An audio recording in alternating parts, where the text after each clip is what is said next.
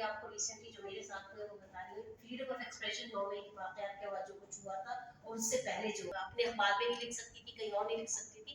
मैंने एक काम ये किया कि फेसबुक और ट्विटर जो था, मेरे पास एक प्लेटफॉर्म था जहाँ पर के मैं अपना आप अपनी सेफ्टी का ख्याल करें, आप ये सब चीजें ना लिखें और सारी पोस्ट डिलीट करें।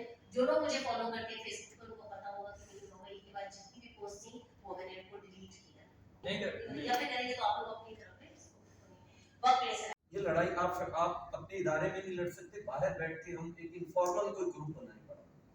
हमने जैसे किया, हम फैक्ट्रियों में नहीं लड़ सकते, हमने बस्तियों में जाके ऑर्गेनाइजेशन बनानी शुरू की है, प्रेशर डालना शुरू किया, मालिकान पे प्रेशर आया है। तो ये कुछ चीजों को, अगर मेरी आपसे रिक्वेस्ट है एनजीओ जिस तरह आपने ये प्रोग्राम किया है, आप कहीं करें इस तरह का प्रोग्राम। और जंग का पूरा एक पेज था जो खवातीन और जो है वो बच्चों के हवाले से, उसमें सारी खबरें होती थी। तो मैं तो सिर्फ जंग में वो पढ़ती, सिर्फ वही पेज था, बाकी टाइटल पेज को तो मैं देखती नहीं थी, लेकिन उसी पेज को जो है ना मैं पढ़ती थी।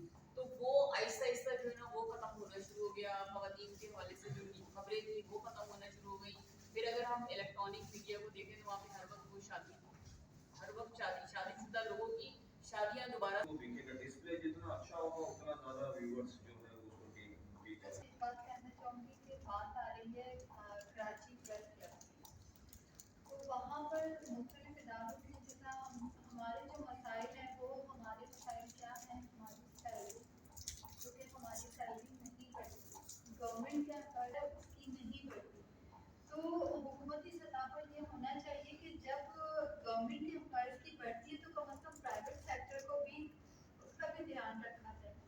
अगर माइनॉरिटीज़ के लिए, वुमेन के लिए जितना काम उन्होंने किया, जब भी हमने कोई मसले इनको बताए उन्होंने ज़रूर असेंबली में आवाज़ उठाई है। तो आज आप लोग ने जब मसले बताए हैं तो ज़ाहिर है हमें पूरी तवक्को है कि ये उठाएंगे। तो हमने इनसे दरख्वास्त करती हूँ कि जो बातें भी हों आप ज़रूर करें। और आप तमाम लोगों को एक्चुअली मैं इस वक्त खुद बड़ी सरप्राइज हूँ, सीधी सी बात है, मैं अपने दिल की आ रही हूँ, क्योंकि एज अ पार्लियामेंटेरियन हम लोग जब बैठते हैं ना वहाँ पर असेंबली में भी बात कोई तो मीटिंग करते हैं, ये इशू चलो यार चलो मीडिया पर रखो, चल मैं ये बता देती ये कर देती। तो हम लोगों को इतनी एक एक्सपेक्टेशन होती है कि हमने अपनी मीडिया पर बता दिया और मीडिया ने आगे जानी, और ये आती भी है और नहीं भी आती, ये करें इशू।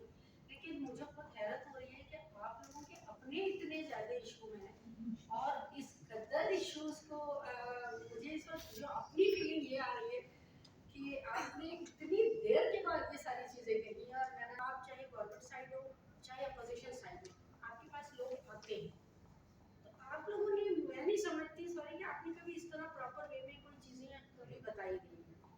तो अगर ठीक है, आप लोगों को बहुत शुक्रिया, आप सब आए और अपने मसाइल जो अच्छे होना चाहती है वो